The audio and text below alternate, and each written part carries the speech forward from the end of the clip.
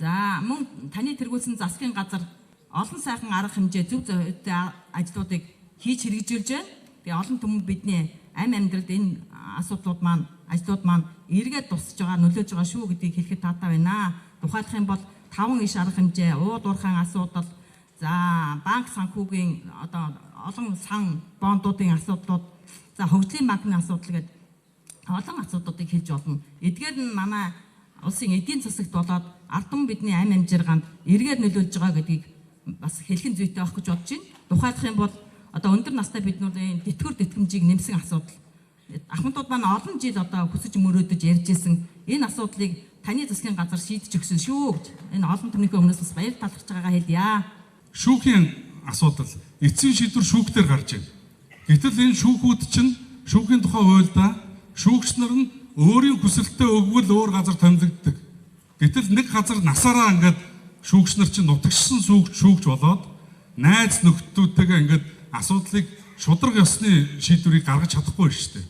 Тэгэхээр парламент дээр энэ өөрийн хүсэлтээр шүүгчийг ийш тийш нь томилдог асуудлуудыг байхгүй болгоод энэ сэлгэн ажилуулдаг энэ тогтолцоог аваад шүү. Баян улгийн шүүгч манай энд ирж шүүгэлдэ. Нэг л хуулиар явна шүү дээ. Энд чинь эрх зүйн төр шүү дээ.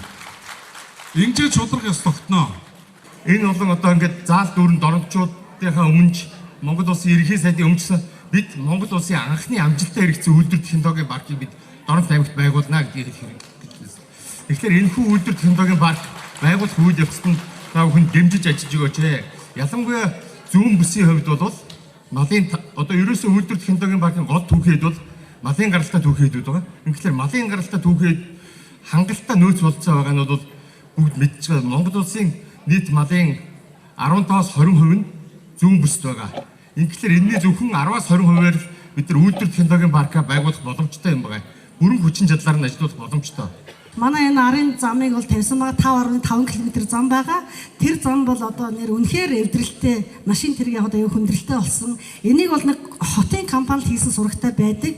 Яг албан ёсоор хүлээлгэж өгөөгүй манай аймагт. Тэгээд тэр компани одоо бас өөр дарханд бас зам засаад яваад байгаа сурагтай л байлаа. Тэгээ энэ замын минь засч өгөх тал дээр бас анхаарч ажилласаа гэж хүсэж байна.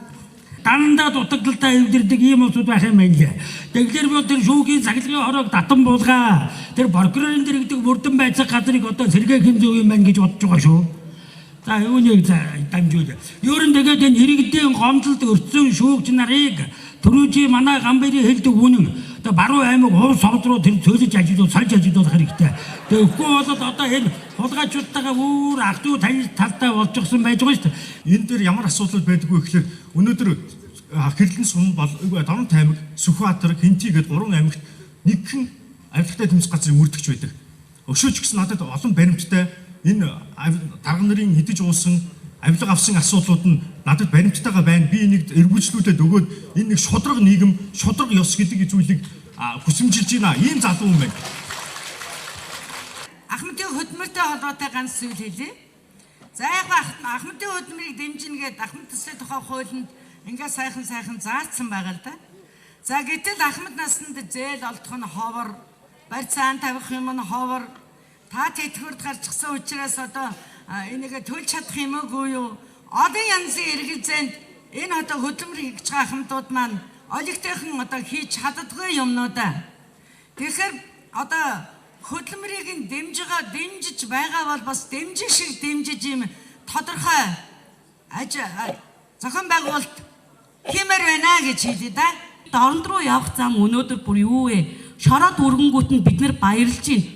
Угсан нүхэнд нь шороод үргэжтэй ашгүйдээ өвөл олоосаа энэ хөлдөөсөө гэж зүгээр нэг тиймхий юмд баярлж байна. Эсвэл энэ ерөнх одоо 2 юулаа гишүүнтэй тэгээд нөгөө аймгийн засаг даргатай эдгээр нь хоорондоо энэ манай аймаг ийм байдаг шүү, ийм шүү гэдэг ийм гарц гаргалгаагаа хийлдэггүй мүү? Эсвэл эдгээр нь хоорондоо баг болж ажиллаж чаддаггүй мүү? Энэ байдал танд одоо өнөөдөр л хүрч байгаа мүү? Би орж ирэхдээ тэр нэг асуулт бүгэлж байгаа юмнуудыг хараагаас энэ зам бол аль 7-8 оноос хойш яригдж байгаа зам. Тэгээд аймаг доторх зам бол за бүр авах юм байхгүй. Бүр юу ч болоод байгаа юм. Аймаг дотор явдаг хүмүүс нөөсдөө мэдж байгаа. Нутгийн иргэдийн энэ эзэмшиж байгаа, ашиглаж байгаа газрыг дээрэмдэж, хулгайлж ингэж шууд дайрч давталж орж ирж байгаа юм. Өнөөдөр эцээц энэ хэвтэй бурхан, босоо бурхан, сууга бурхан гэж 3 бурхан байгаа. Тэрний хэвтэй бурхан манай халах голын аялал жуулчдын маршрутын нэг цэг болж өнөөдөр тэнд аялал жуулчид битүү шавж байгаа.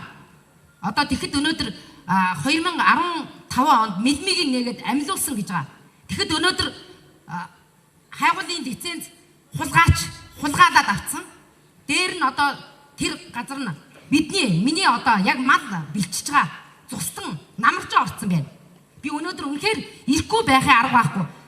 Ерөнхий сайдыг ирж байгаа гэхээр бүр 360 км-с би зорж ирж байна. Яаж байгаа юм бэ? Өнөөдөр энэ бид бүхний энэ юу нэ тэр газар нь за байж байгаа одоохоо. Энэ тэр газар нь хилийн тусгай юу хилийн бүс. За хоёрд нь хилийн нөгөө хэрэглээний газар. Дархан заацд газрын бүс нутаг гэж байгаа. Тэгээд ард иргэдэд өгөх бэлчээрийнхаа өвсийг авах юу эрх өгөхгүй байгаа шүү.